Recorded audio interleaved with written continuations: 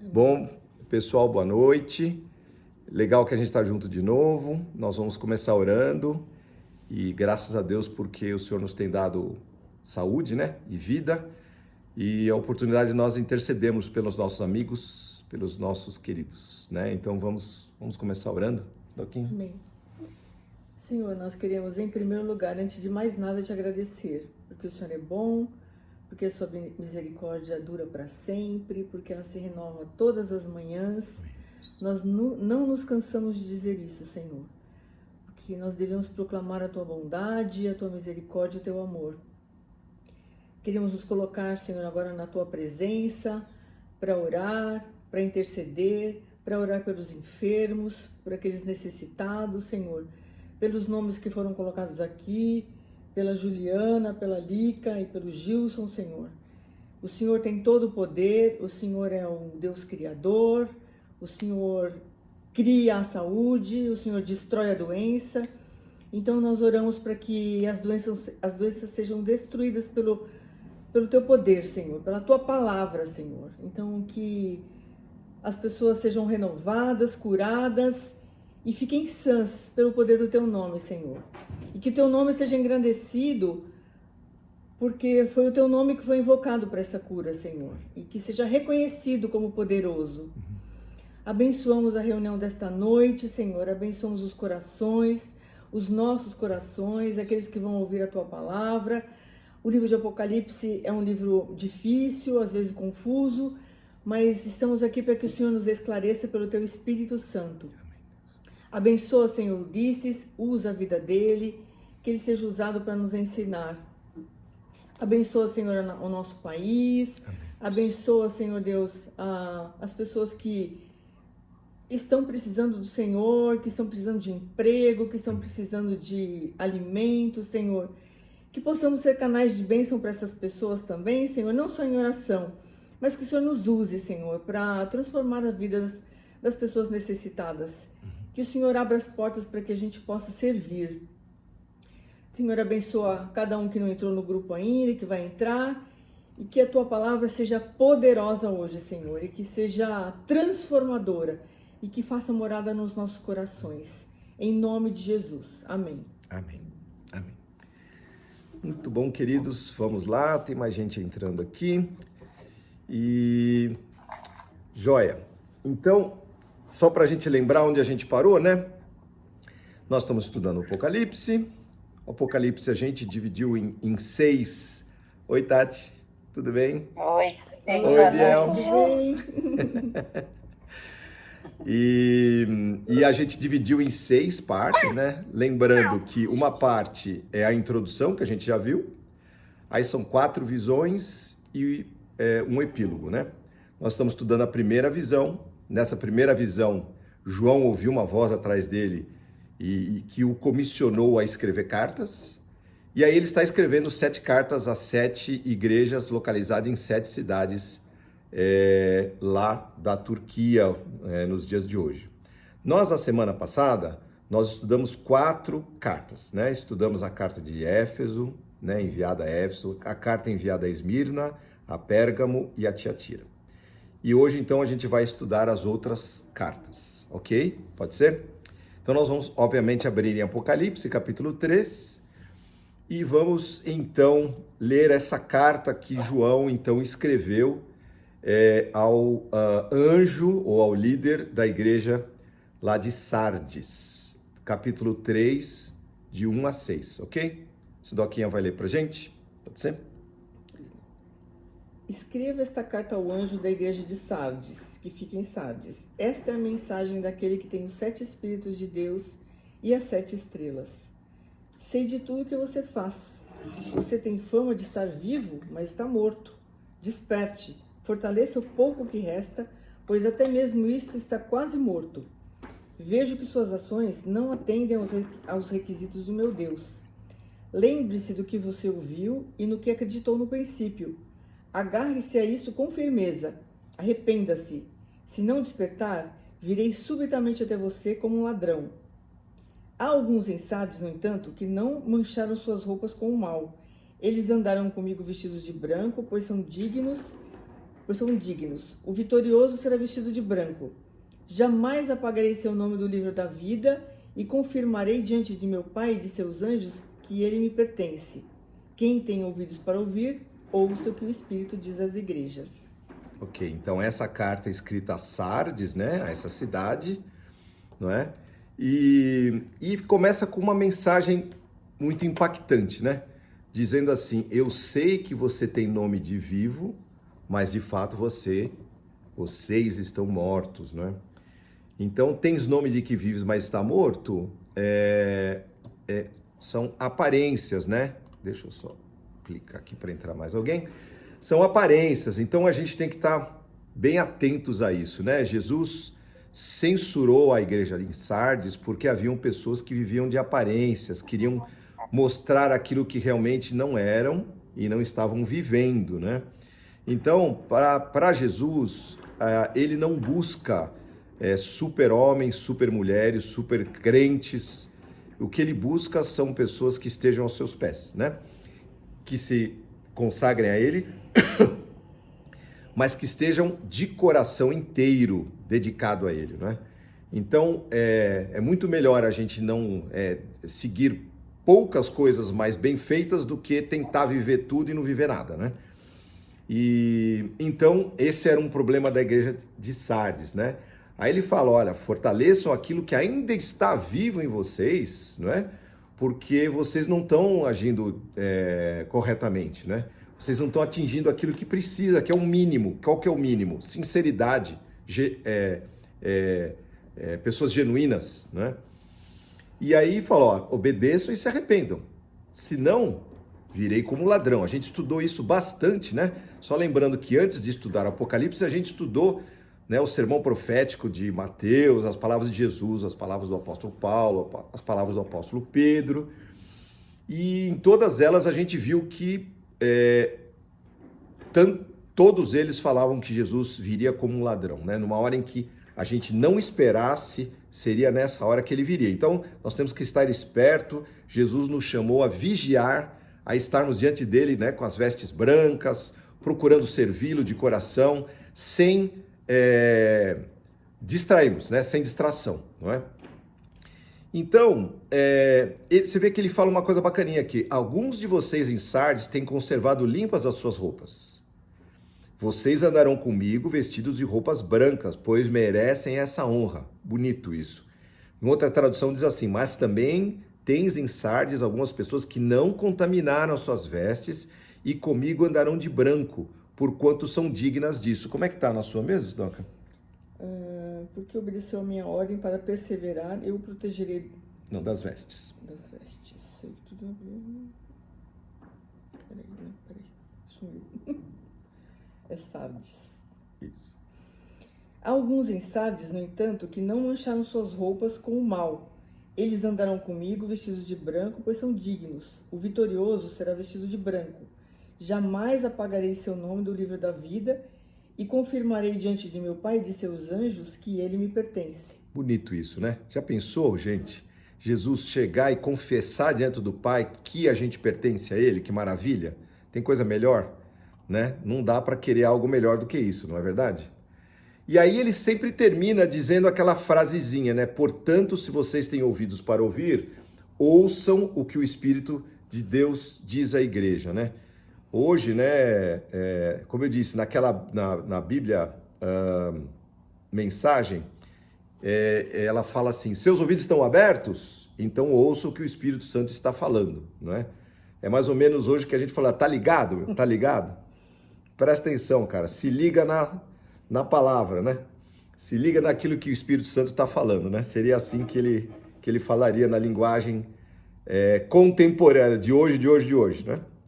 Bom, então, essa é a igreja de Sardes, né?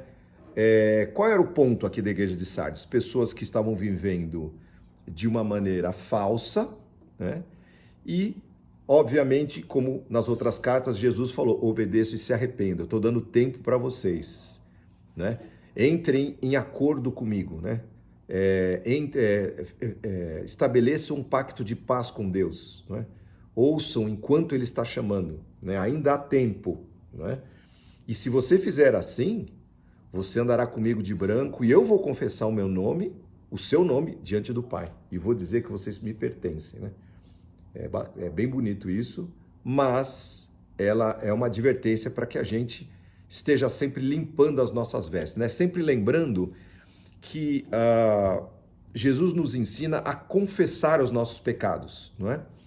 Todos nós pecamos, todos nós sofremos e padecemos tentações, mas o que a Bíblia manda a gente fazer? Ir ao Pai, confessar os nossos pecados. Diz a Bíblia lá em 1 João que Ele é fiel e justo para nos perdoar o pecado e nos purificar de toda a injustiça.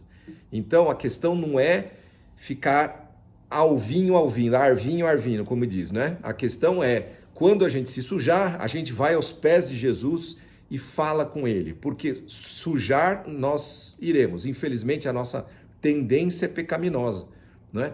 Com o tempo, a gente aprende a driblar certas coisas, mas somos tentados e caímos em tentação. Por isso que na oração do Pai Nosso, até Jesus fala, livra-nos do mal, né? Não nos deixes cair em tentação, mas livra-nos do mal. Por quê? Porque o mal, ele nos destrói, né? O mal, ele não é ruim para Deus, ele é ruim para nós. Então, quando nós oramos, nós pedimos para Deus nos guardar, porque se o mal entrar, o mal vai nos destruir, não é? Então, que a gente possa estar ligado, né? Como está dizendo aqui, está ligado? Você tem ouvidos para ouvir, né? Então, ouça o que o Espírito Santo tem dito para as igrejas, no caso, a igreja de Sardes. Alguma dúvida, gente? Querem perguntar? Ok? Vamos em frente? Então agora a gente vai para Philly, a igreja de Filadélfia, que não é a Philly dos Estados Unidos, óbvio. É a igreja de Filadélfia, lá na Turquia. Aliás, essa palavra veio para aquela cidade por causa desta aqui. Vamos ouvir. Então essa aqui são duas cartas, as duas próximas são cartas mais densas, né? Que a gente vai gastar um tempinho a mais. Então, vamos lá, Sidoquinha. É Apocalipse, capítulo 3, de 7 a 13. Escreva esta carta ao anjo da igreja de Filadélfia. Esta é a mensagem daquele que é santo e verdadeiro, que tem a chave de Davi. O que ele abre, ninguém pode fechar, e o que ele fecha, ninguém pode abrir. Sei de tudo que você faz. Abri para você uma porta que ninguém pode fechar. Você tem pouca força, mas ainda assim obedeceu a minha palavra e não negou o meu nome. Veja, obrigarei aqueles que pertencem à sinagoga de Satanás, os mentirosos que se dizem judeus, mas não são, a virem, prostrarem-se a seus pés e reconhecerem que amo você. Porque obedeceu a minha ordem para perseverar, eu o protegerei do grande tempo de provação que virá sobre todo o mundo, para pôr à prova os habitantes da terra. Venho em breve, apegue-se ao que você tem, para que ninguém tome a sua coroa. O vitorioso se tornará a coluna do templo do meu Deus, de onde jamais sairá. Escreverei nele o nome do meu Deus, e ele será cidadão da cidade de meu Deus, a nova Jerusalém que desce do céu, da parte de meu Deus. E eu também escreverei nele o meu novo nome. Quem tem ouvidos para ouvir, ouça o que o Espírito diz às igrejas. Tá aí, carta a Filadélfia, não é? Então, veja lá, ele já começa falando um negócio aqui, né? Esta é a mensagem daquele que é santo e verdadeiro, né? Que é Jesus, ele é o único que é isso. Ele tem a chave que pertencia ao rei Davi. Abre e ninguém fecha, fecha e ninguém abre. O que é essa chave, né? Do rei Davi, né? Tem uma história, né, em Isaías, capítulo 22, que tinha lá um mordomo que Deus chegou para ele e falou, você não está cumprindo a tua função, então eu vou trocar, vou colocar um outro cara, e esse cara vai ter a chave do rei Davi, que é essa chave. O que é essa chave? É autoridade. A chave, aquele que tem essa chave que abre e ninguém fecha, fecha que ninguém abre, é o cara que tem autoridade, tá certo? Então, esse é Jesus. Jesus tem toda a autoridade. Ele tem todo o poder no céu e na terra, certo? Então, ele pode fechar e ninguém vai abrir, ele pode abrir e ninguém vai fechar. Isso, obviamente, tem sido usado na nossa vida pessoal, não é? Esse texto ele é repetido, não é? Por muita gente que fala, olha, eu confio em Jesus. Sabe por quê? Porque ele tem uma chave que abre e ninguém fecha e fecha e ninguém abre. Ou seja, se ele abrir uma porta para você, não vai ser homem nenhum que vai fechar. E se ele fechar a porta, não vai ser homem que vai abrir. Então, o que a gente precisa estar? A gente precisa estar alinhado com Deus. Para quê? Para quando ele abrir a porta, a gente entre, não é? E não fique teimando, né, pessoal? Será que a gente é teimoso ou só eu que sou teimoso? Vocês que estão me ouvindo, tem alguém teimoso aí? Né? Será que sim? E muitas vezes Deus abre uma porta e a gente não quer entrar porque a gente é teimoso, a gente acha que aquela que a gente escolheu é melhor. Ou Deus fecha uma porta, mas a gente acha que aquela porta é de Deus, ou acha que aquela porta é melhor, e a gente fica teimando em entrar naquela porta, e Deus está nos livrando, está dando um livramento, porque se a gente entrar por aquela porta, a gente pode se dar mal. Então, o que a gente precisa fazer? Conectar. Pega lá o seu tuning lá da sua vida espiritual, liga lá, né, ajuste fino, para ligar na rádio que dá a frequência do Pai e para ouvir, não é? Conecta, se liga lá na frequência de Deus. Tira de lado um pouquinho a frequência do seu próprio coração, a frequência do que os outros estão falando, do que seria legal a gente ter, para a gente saber qual é a boa, perfeita e agradável vontade de Deus. Isto aí a Bíblia chama de culto racional. Por que é racional? Porque ele é voluntário, é opção minha. Eu quero entregar os meus caminhos ao Senhor. Entrega o teu caminho ao Senhor, confia nele e ele tudo fará. No momento em que você e eu paramos para pensar e falar, Senhor, eu quero seguir o teu querer. O teu querer é melhor do que o meu querer. Eu reconheço isso. O Senhor sabe mais do que eu, pode mais do que eu, enxerga mais longe do que eu, conhece mais do que eu. Então, melhor do que eu tomar essa decisão é o Senhor me orientar. Então, perca tempo com isso, perca tempo entre aspas, gaste tempo com isso. Antes de tomar uma decisão séria na sua vida, veja, analise bem. Obviamente, Deus coloca inteligência na nossa vida, Ele é quem preparou as nossas mãos para a guerra, os nossos dedos para a batalha, né? Já falei tantas vezes isso, né? Ou seja, Deus te formou para você ter o molde, né? A matriz de análise, não é? De discernimento da parte dele. Ele te deu isso. Então, ok, fique firme com isso. Porém, há momentos que esse discernimento parece que não funciona. A gente tenta porta A, porta B, porta C, e parece que estão todas fechadas e a gente precisa que Deus abra uma porta. Aquela porta que ele abrir, que é a porta boa, que ninguém vai fechar. Às vezes a gente olha e tem muitas portas abertas e a gente não sabe que direção tomar, não é? Chama-se encruzilhada. E nas encruzilhadas a gente precisa ouvir a voz de Deus. E às vezes a gente não ouve. E aí vai do nosso discernimento e falar, Deus, eu vou escolher essa direção, porque me parece, por tudo que o Senhor me ensinou, por tudo que o Senhor me formou, parece esta a melhor a tomar, de acordo com o que eu entendo que é o teu caminho. Se não for, Senhor, me impede. Então, são essas as maneiras da gente saber como ouvir a voz de Deus, como saber a vontade de Deus. Muita gente pergunta, por isso eu já expliquei o todo, né? Porque como é que eu faço para entender, para ouvir a voz de Deus? É assim mesmo. Tem vezes que a gente ouve claramente, às vezes não ouve claramente, e aí a gente faz dessa maneira, tá certo, gente? Alguma dúvida, gente? Querem perguntar alguma coisa? Tudo bem? Ok. Então, esta chave de Davi poderosa, né? Que é a autoridade que Jesus tem para fechar e abrir, está na mão dele. E ele fala assim, é tão bonita essa parte aqui, né? Ele fala, eu sei que vocês têm pouca força, eu sei que vocês são fraquinhos, eu sei tudo o que vocês fazem. Vocês têm seguido os meus ensinamentos e têm sido fiéis a mim, não é? E eu abri diante de vocês uma porta que ninguém pode fechar. Então, ele já passou para a próxima. Essa porta que Jesus abriu para a gente é essa que ninguém pode fechar. Então é uma porta boa, né? Ele está dizendo, eu abri essa porta para vocês, não é? Então, eu acho muito carinhoso da parte de Jesus ele receber os que têm pouca força, mas dizer, eu estou com você. Você tem seguido os meus ensinamentos. Jesus reconhece quando a gente faz o nosso esforço para poder seguir, ser fiel a ele, né? Embora a salvação não tenha nada a ver com esforço, mas o andar na presença dele tem. Então a gente quer fazer a vontade de Deus. Esse desejo sincero no coração é muito apreciado por ele e a gente vê isso aqui, né? E aí ele fala assim, tendo pouca força, guardaste a minha palavra e não negaste o meu nome. Então, em Hebreus capítulo 6, no versículo 10, eu me lembrei desse versículo quando eu estava estudando isso aqui, e se vocês quiserem abrir, a gente volta para Apocalipse capítulo 3 já. Vamos para Hebreus capítulo 6, verso 10, a carta escrita aos Hebreus, não é? Que é um dos livros, né, da Bíblia.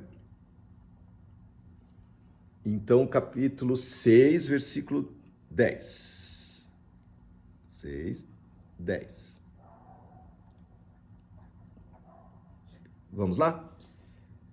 Pois Deus não é injusto, não se esquecerá de como trabalharam arduamente para ele e lhe demonstraram seu amor ao cuidar do povo santo, como ainda fazem. Olha, Deus não é injusto, a minha tradução está assim, Deus não é injusto, ele não esquece o trabalho que vocês fizeram, nem o amor que lhe mostraram na ajuda que deram e ainda estão dando aos seus irmãos na fé, não é? Então, Deus não é injusto. Tudo aquilo que você semeou, você vai colher. Tudo aquilo que você fez, né, diz a palavra, aquele que semeou em lágrimas, colherá com júbilo, livro dos Salmos, não é? Aquilo que você fez no secreto, Deus vai te honrar, né? Vai te dar o galardão, né? Diz lá o livro de Mateus.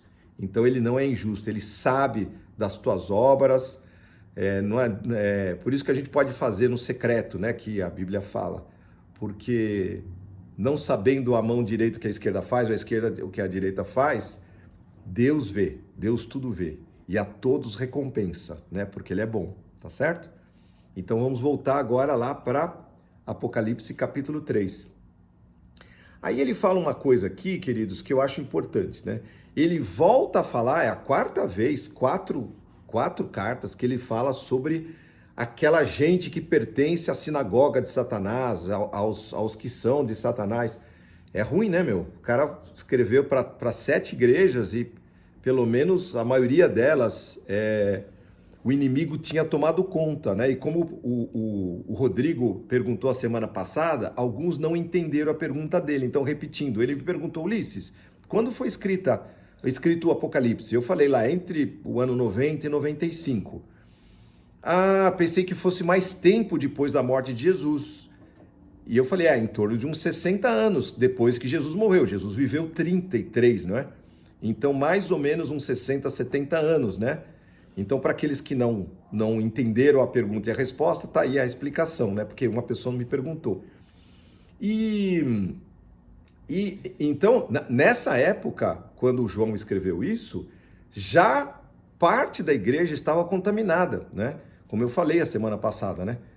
Já tinha entrada, vaidade, coisas que a gente leu aqui que Jesus censurou, como essa que nós lemos da igreja de Sardes, que era aparência. Infelizmente, em muitas igrejas existe muita aparência, as pessoas vão lá, fazem toda uma pompa, né? Aquilo que Jesus falou, olha, as pessoas adoram orar na frente de todo mundo, dar suas ofertas para que todos vejam.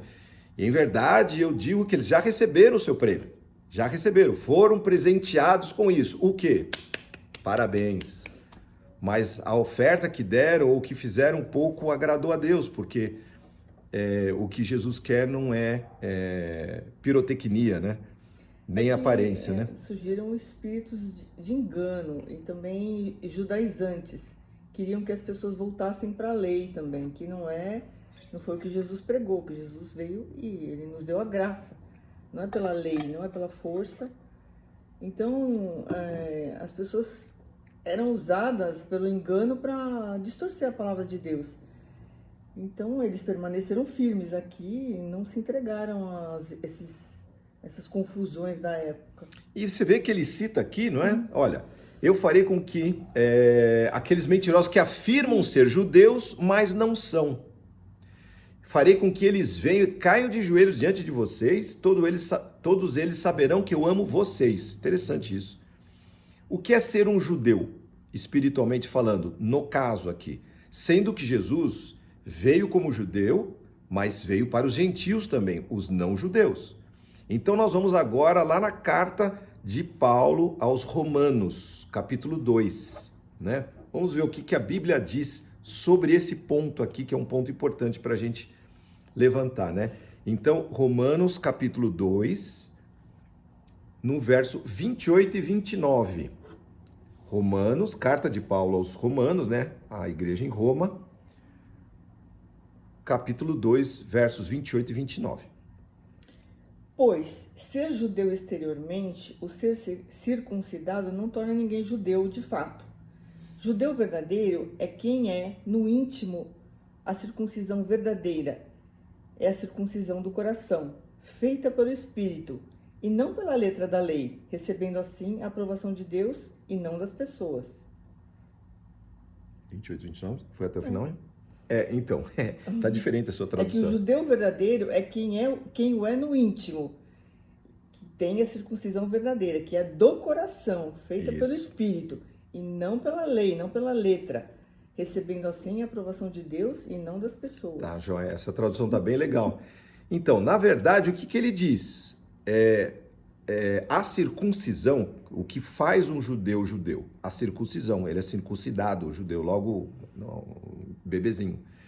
Mas o que Paulo fala, e Jeremias também, capítulo 4, é que a circuncisão verdadeira é a circuncisão do coração. Ou seja, você vai tirar o prepúcio do coração, a malícia das obras, não é? Então, aquele que é de Jesus, ele é um judeu espiritual, ou seja, ele é povo de Deus, ele é escolhido de Deus, do mesmo jeito que o povo de Deus no Velho Testamento foi, né? Nós somos todos filhos do crente Abraão, diz a palavra, né? O primeiro pai da fé foi Abraão, que foi o fundador, né, do Estado de Israel lá atrás, o primeiro, né? Depois veio Isaac, depois Jacó, que virou o nome Israel.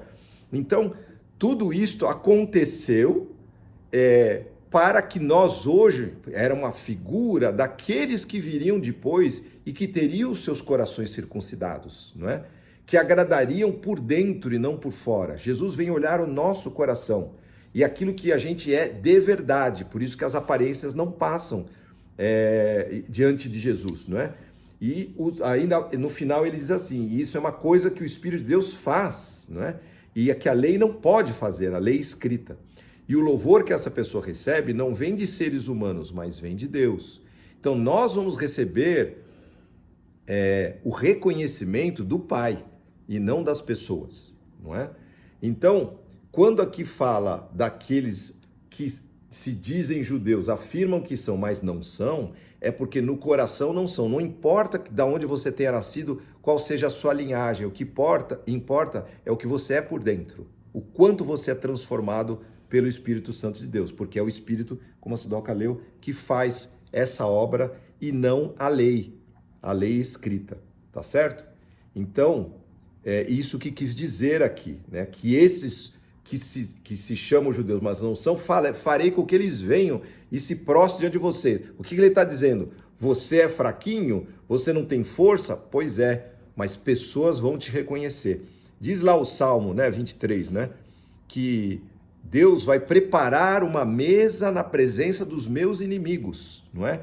Fala que unge a minha cabeça com óleo e o meu cálice transborda. É como se eu fosse, recebesse a autoridade de Deus, tivesse o meu cálice transbordante, ou seja, a abundância de Deus, e diante de mim Deus coloque uma mesa na presença dos meus inimigos, para desfrutar das suas bênçãos na presença dos meus inimigos. Aqueles que achavam que eu não ia conseguir, que eu não dava para nada, que eu não deveria fazer isso, que eu não sirvo, e sabe, não sei se vocês já tiveram essa torcida fabulosa, né? Pegando no seu pé, indo contra, o que aqui está dizendo, mesmo que você tenha pouca força, porque você tem seguido os meus ensinamentos e você tem sido fiel a mim, essas pessoas vão ver a tua vitória em mim, não é? Ok? E aí ele continua. vocês têm obedecido a minha ordem para suportar o sofrimento com paciência. E por isso eu os protegerei no tempo da aflição que virá sobre esse mundo inteiro, para pôr à prova os povos da terra. Então, virá sim provas, virão sofrimentos que colocarão à prova povos da terra, né? Eu venho logo, ele diz, guardem o que vocês têm, para que ninguém roube de vocês o prêmio da vitória. Bonitinho que a Sidoca leu, né? Que é, eis que venho sem demora, guarda o que tens para que ninguém tome a tua coroa. Você tem uma coroa especial. Uma coroa não é uma velhinha, não, é uma coroa mesmo, daquela que põe na cabeça, né? Então você tem uma coroa guardada para você, um prêmio. Alguém que vai colocar essa coroa na tua cabeça, que é o Senhor Jesus. Então guarda o que você tem.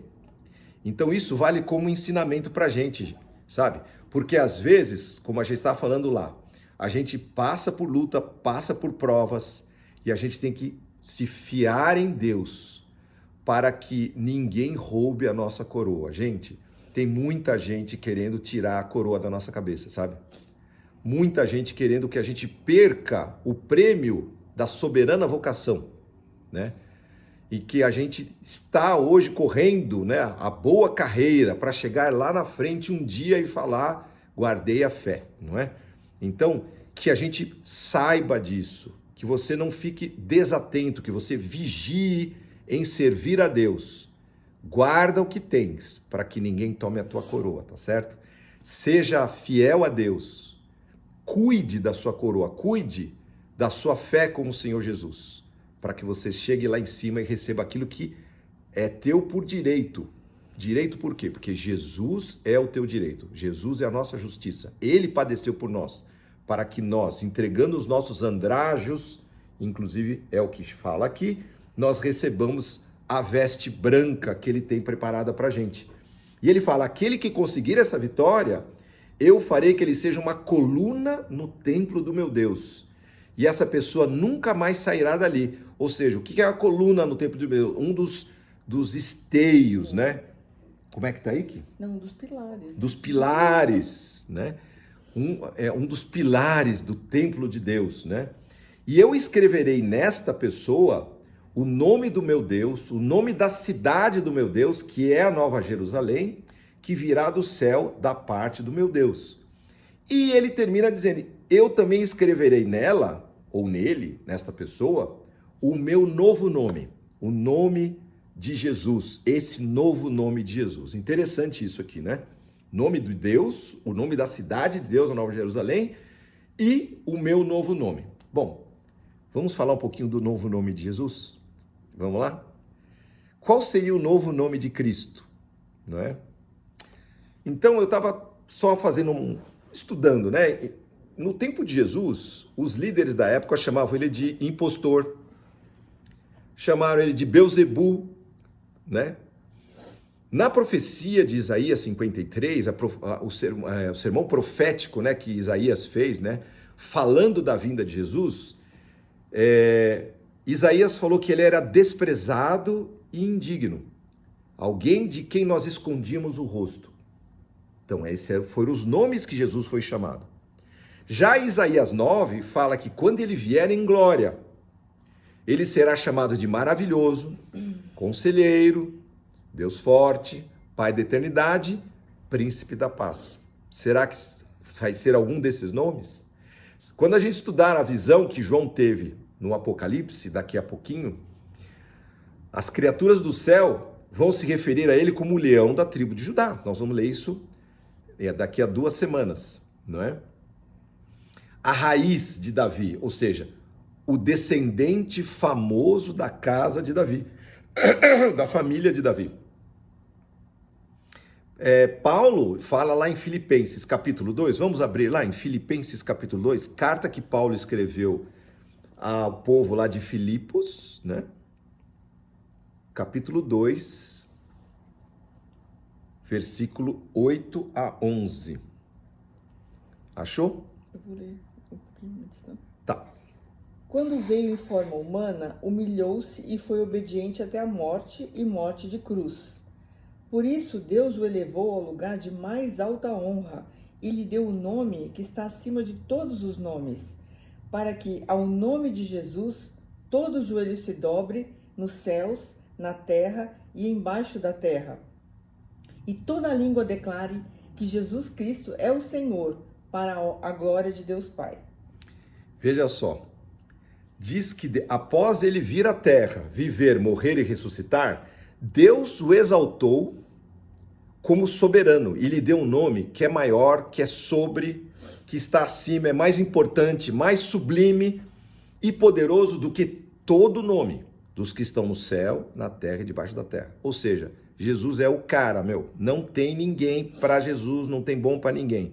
Ele foi exaltado por Deus, ele era Deus, ele veio, só que o que ele fez aqui, o que ele padeceu, a gente vai ler isso em Apocalipse capítulo 5, ele foi digno de abrir os selos, ninguém era digno, só ele, a gente vai ler isso lá, não é?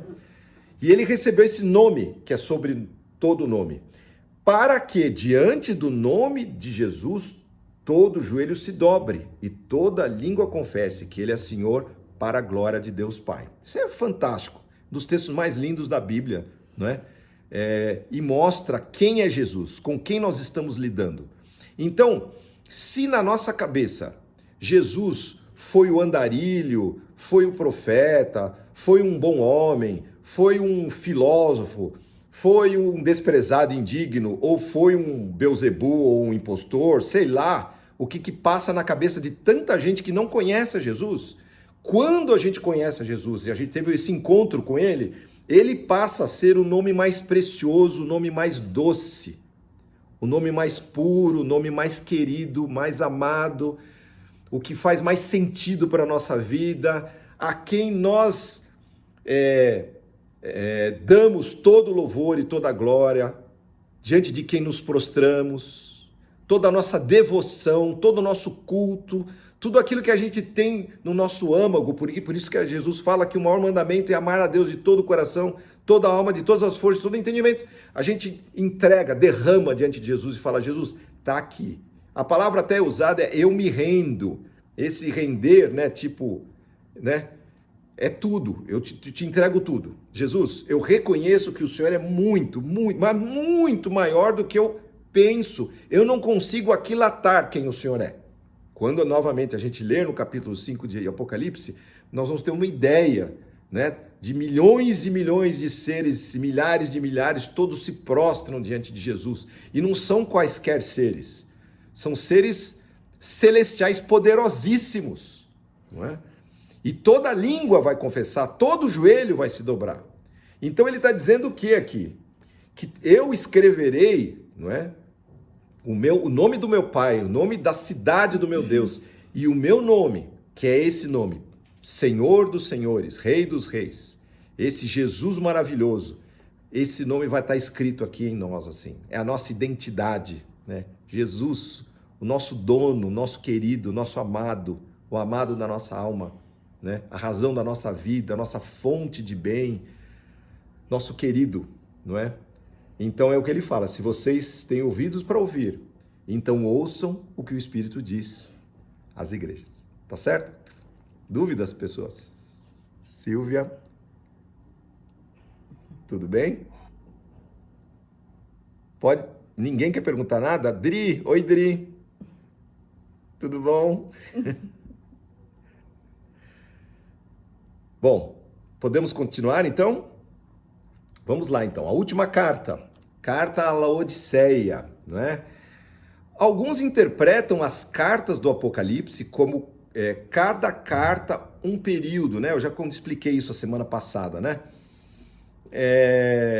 Um período da igreja. Eu discordo, porque primeiro que é difícil generalizar, né? Dizer que a igreja do século XXI, ela é assim como. Tem tantas igrejas, tantas correntes, tem gente fiel, gente que não é muito, gente que é mais ou menos, e tem de todos os jeitos. Então eu acho muito difícil esse tipo de estampa, né? De rótulo. Mas essa carta de Laodiceia, se isso fosse levado em consideração, ela retrataria o nosso tempo atual. Ou seja, a sétima carta é a nossa era, né? A igreja do século XX, século XXI, né? E Laodiceia, por coincidência, era uma cidade próspera, uma cidade tipo São Paulo, assim, né? Então, esta igreja de Laodiceia tem as qualidades e os defeitos da igreja do nosso tempo. É isso que entende os estudiosos, né? Então vamos ler a carta que João escreveu em Apocalipse capítulo 3, versículo 14 a 22 para Laodiceia, ok? Pode começar. Escreva esta carta ao anjo da igreja em Laodiceia.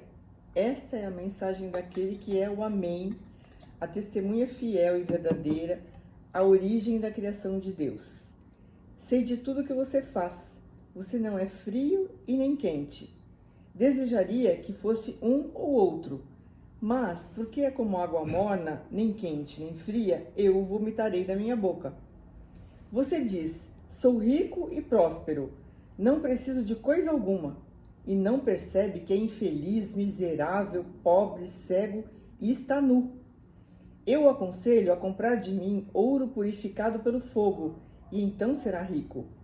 Compre também roupas brancas para que não se envergonhe de sua nudez, e colírio para aplicar nos seus olhos a fim de enxergar.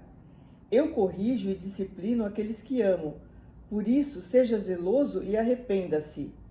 Preste atenção, estou à porta e bato. Se você ouvir a minha voz e abrir a porta, entrarei e juntos faremos uma refeição como amigos. O vitorioso se sentará comigo no meu trono, assim como eu fui vitorioso e me sentei com meu Pai em seu trono. Quem tem ouvidos para ouvir, ouça o que o Espírito diz às igrejas. Tá aí, essa é a carta de Laodiceia, ela é punk, amigo. Então, esta é a mensagem do Amém, do assim seja, Jesus, o Amém de Deus, o absoluto. Essa é a mensagem de Jesus. O que diz e cumpre, o que abre ninguém fecha, fecha e ninguém abre. A testemunha fiel e verdadeira, diz aqui, não é? E ele fala, eu sei bem o que vocês têm feito. Vocês não são frios nem quentes. Como eu desejaria que vocês fossem ou frios ou quentes. Mas porque vocês são mornos, né, nem frios nem quentes, eu vou vomitá-los na minha boca. Que horrível isso aqui, né, gente? Agora, os frios, Deus busca, Deus vai atrás para crescer. Os quentes são abençoados e são incentivados a permanecer no calor de Deus. Os mornos são quem? São os indecisos, os vacilantes, os flexíveis, os inconstantes. Cristo nos chama para tomarmos uma decisão. É isso que ele está dizendo aqui. Cara, defina. Você quer servir? Sirva de verdade. Você quer ir? Vá de verdade. A pessoa que fica com um pé em uma canoa e um pé na outra é uma pessoa infeliz. Ela nem tá na balada, na pegada, no funk, no rave, no sei lá o que você pode imaginar, porque ela, no fundo, ela sabe que existe um Deus e que ali não é o lugar dela. E ela também, quando ela tá mexendo com as coisas de Deus, tá na igreja ou tá onde ela esteja, ela tá com o coração lá no funk, no rave, no sei lá, na balada, onde quer que seja. Então ela não consegue ser feliz em lugar nenhum. Em geral, essas pessoas são frustradas. Infelizes. Que é exatamente o que ele continua a dizer aqui, ó. Vocês dizem, somos ricos, estamos bem de vida, temos tudo o que precisamos. Ok, mas você não sabe. Você é miserável, infeliz, pobre, cego e nu. Veja que Jesus, ele vai na veia, meu. Não tem esse negócio de meias palavras, tá? Ou seja, o que é isso? A Bíblia, a gente já falou, é um espelho. Quando a gente olha para a palavra de Deus, nós estamos vendo quem nós somos. E Jesus nos mostra isso com amor, mas mostra a realidade, não é? Não adianta ficar passando a mãozinha e falando, benzinho, olha, você tá com pus aqui, pus é ruim. Mas a gente dá beijinho, beijinho no puzinho. Beijinho no puzinho não resolve, meu. Diz a palavra de Deus que ele abre a ferida e ele fecha, ele cicatriza. Jesus arranca puzinho, não fica nada. Ele dá, ele sara, ele cura, né? Então, é isso que Jesus quer fazer com a gente. Tem alguma coisa no nosso coração que não agrada o coração de Deus? A gente vai, conversa com Deus, se próximo, Deus é bom, ele é misericordioso, ele vai nos buscar. Agora, a gente ficar no meio do caminho, mais ou menos para cá, mais ou menos para lá, não é a pegada, né? A gente entende por essa carta aqui, por essa igreja que estava vivendo isso, que Jesus foi, né, bastante contundente, né?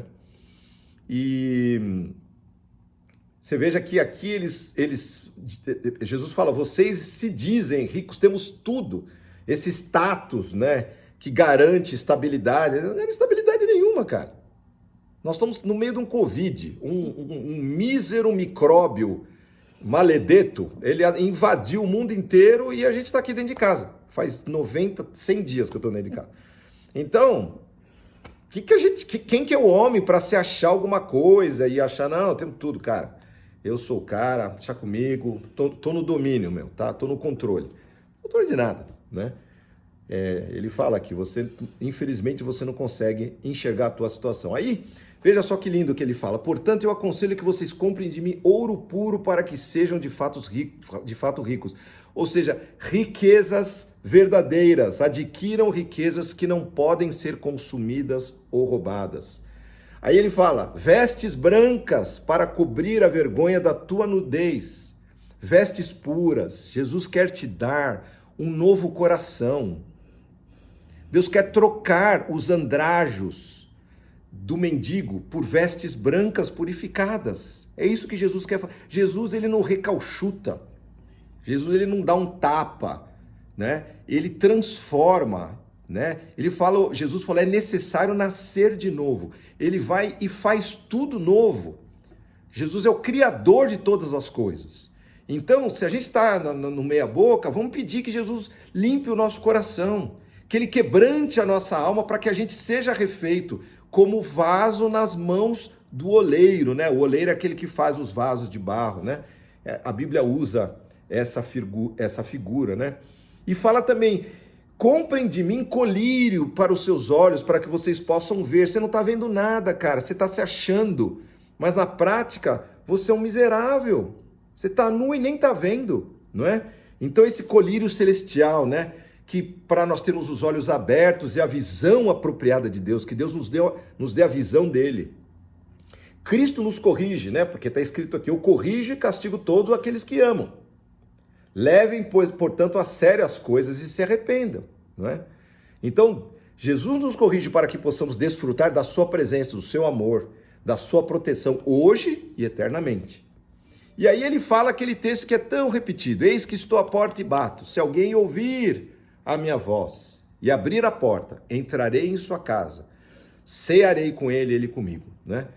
Pode haver um convite mais belo do que esse? O Deus criador do céu e da terra está na sua porta ali, batendo e dizendo, abre meu querido, não seja teimosinho, né? Papai está batendo a sua porta. Você está passando necessidade aí dentro? Eu posso entrar. Eu vou mudar tudo. Você vai ver. A gente vai sentar juntos. Nós vamos conversar. Nós vamos ter comunhão. Você está sozinho, você não tem com quem conversar. Estou eu aqui, ó, né? Eu posso desfrutar da comunhão de Deus à mesa. Sabe o que é isso? Jesus ceando comigo, o verdadeiro pão do céu. Não é? Que desceu do céu, o maná verdadeiro, o pão da vida, vai entrar na minha casa e vai fazer morada em mim, no meu coração. Eis que estou à porta e bato. É o que ele está dizendo aqui, não é? Se alguém ouvir a minha voz, entrarei, né? E abrir a porta, entrarei e nós cearemos juntos. Então, tá bonito aqui nessa tradução. Faremos uma refeição como amigos. Olha só que legal. Muito gostoso, né? Então, Jesus quer sentar como amigo na nossa mesa, né? A nossa mesa, melhor dizendo, não é? E nós desfrutarmos da sua presença, né? E aí ele vai terminando. Aos que conseguirem a vitória, eu darei o direito de se sentar ao meu lado, no meu trono, assim como eu consegui e estou sentado ao lado do trono do meu Pai. A promessa daquele que não mente, né? Com ele nós vamos vencer a adversidade deste tempo, toda aflição e angústia. E quando isso passar, nós vamos estar sentados ao lado dele, né? Por toda a eternidade. Tá bom ou quer mais? Né? Tem algo a mais aí que dá para pedir? E novamente ele termina dizendo, tá ligado? E aí, tá ligado? Presta atenção no que o Espírito está falando a igreja. Seus ouvidos estão abertos? Ouça o que o Espírito Santo está falando. Ou, se vocês têm ouvidos para ouvir, ouçam o que o Espírito Santo está dizendo às igrejas. Tá certo? Pergunta, gente?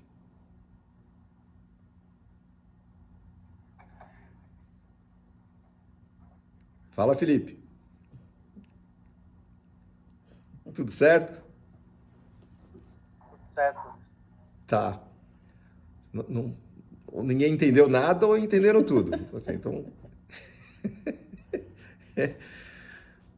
O mais gostoso desse texto aqui, que a gente vai se sentar com Jesus, é que a gente se lembra quando a gente senta para jantar com os amigos, não é? Não é tão gostoso quando a gente senta, né, Felício, né, Cris? Quando a gente vai tomar um vinhozinho, é tão gostoso jogar a conversa fora, sentir o calor da amizade. Já pensou a gente sentado com Jesus? Que legal! Nossa! A gente fica pensando que horas que ele vai ter esse tempo pra gente, mas deve ter, né? Porque como não vai ter tempo lá, eu imagino que ele vai dividir a atenção dele com 1 bilhão de pessoas que estão lá. Como não existe tempo para ele vai ficar só comigo, vai ficar só com você. Eu não sei, essa dimensão de como vai ser o céu, eu já falei isso para vocês. A dimensão celestial, ela é diferente. Lembra que eu falei do corpo de Cristo? Ele atravessava a parede, mas comia o peixinho e depois ele subia ao céu, depois ele aparecia, depois ele não se identificava, andava lá com os de Emaús, ninguém sabia quem ele era, depois ele se revelava, ou seja, é outra dimensão. Mas nós vamos estar lá para ver, né, Silvia? Nós vamos estar lá, Adri, todo mundo, todos nós, né? Wilson, Elaine, Vera, vamos estar lá, Felipe, vamos comemorar, né? Elisane, Marina, vamos estar lá celebrando, Patrícia, a presença de Deus, né? A Lu, né? A Tati e o Edu. Vou orar então, pode ser? Ok. Senhor Jesus, nós te damos graças porque o Senhor é esse Deus que nós temos aprendido a amar, Senhor, de todo o coração. Obrigado porque o Senhor é tudo isso, Senhor, e o Senhor se preocupa conosco. O Senhor olhou para nós, Senhor, não entendemos esse amor incompreensível, Senhor, não entendemos, mas recebemos, Senhor.